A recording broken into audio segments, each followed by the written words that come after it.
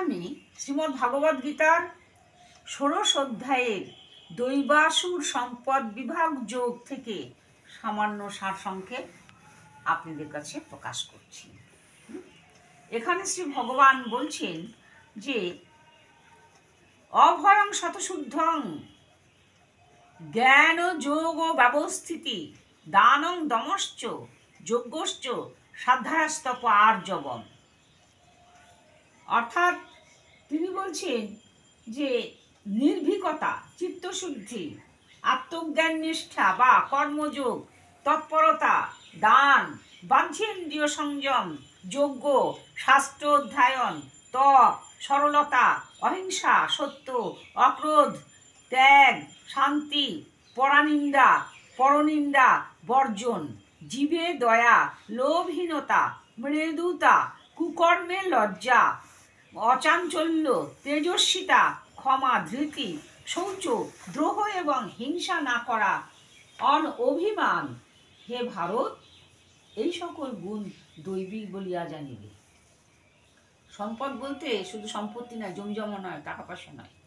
সম্পদ বলতে কতগুলো গুণ।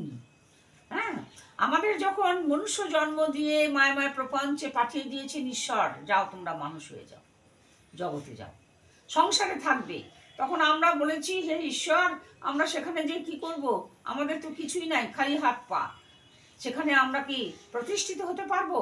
পরম আনন্দময় পুরুষ বলছেন, ওরে অর্জুন, আমি প্রত্যেকটা মানুষের মধ্যে প্রভূত সম্পত্তি দিয়ে দেব, অনেক সম্পত্তি দিয়ে দেব। সেই সম্পত্তি দিয়ে সে জগতে যে মানুষের জন্মগ্রহণ করে পরম আনন্দে ৬০, ৭০, ৮০ বৎসর জীবন ধারণ করে চলে আসতে পারবে। বলে সেই সম্পত্তিগুলো কি বলো তো দেখি। বলছে কেন? এই যে সম্পত্তি, যে একেবারে জ্ঞান, বলছে শ্রদ্ধা, ভক্তি, প্রেম, অনুকম্পা, স্নেহ, এই সমস্ত সম্পদ দিয়ে দেব। হ্যাঁ, ভয় এবং নির্ভীকতা এবং আনন্দ, দুঃখ, এই সমস্ত বস্তু তার মধ্যে দিয়ে দেব। লোভ, নির্লোভ, ধনী, নির্ধন, সমস্ত তাদের মধ্যে দিয়ে দেব। এই সমস্ত নিয়ে যখন সংসারে যাবে, তখন সেই মানুষগুলো এইগুলোকে ব্যবহার করবে। বলে কেমন করে ব্যবহার করবে? বলে কেন? পিতার প্রতি, মাতার প্রতি শ্রদ্ধা নিবেদন করবে। সেই শ্রদ্ধা মানুষ কোথায় পাবে? ওই যে আমি দিয়ে দিলাম, সেখান থেকে পরিবেশন করবে শ্রদ্ধা। আর তার সন্তান সন্ততি, তাকে কি দিবে? তাকে দেবে হচ্ছে স্নেহ প্রদান করবে, সেই সম্পত্তিও আমি দিয়ে দিলাম। আবার স্ত্রী স্বামীকে, স্বামী স্ত্রীকে যে জিনিস প্রদান করবে, কি যে ভালোবাসা নিবেদন করবে, প্রেম নিবেদন করবে, সেই প্রেমও আমি তোমার মনের মধ্যে দিয়ে দিয়েছি। এটা হচ্ছে প্রাকৃত প্রেম। আর অপ্রাকৃত প্রেম আমি মানুষের হৃদয়ের মধ্যে দিয়ে দেব, যে প্রেমের দ্বারা ঈশ্বরকে দর্শন করতে পারবে।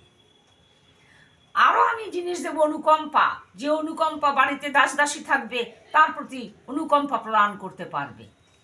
প্রতিবেশী, সমাজের প্রত্যেকটা মানুষ, দেশের প্রত্যেকটা মানুষকে ভালোবাসবে, এমন প্রেম প্রীতি ভালোবাসা আমি তোমাদের হৃদয়ের মধ্যে দিয়ে দেব। এত সম্পদ দিচ্ছি, তাহলে মানুষের কেন এত দুঃখ থাকবে?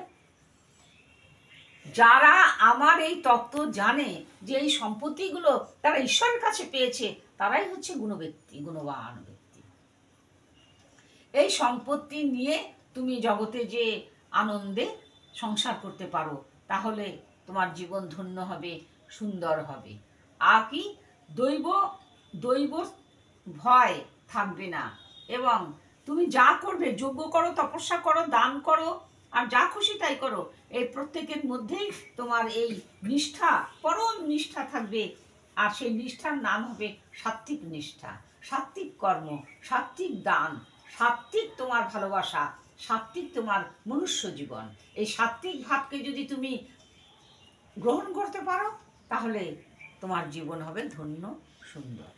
এই বলে আমি ১৬ অধ্যায়ের দৈবাসুর সম্পদ বিভাগ যোগ এই অধ্যায়ের সারসংক্ষেপ শেষ করলাম।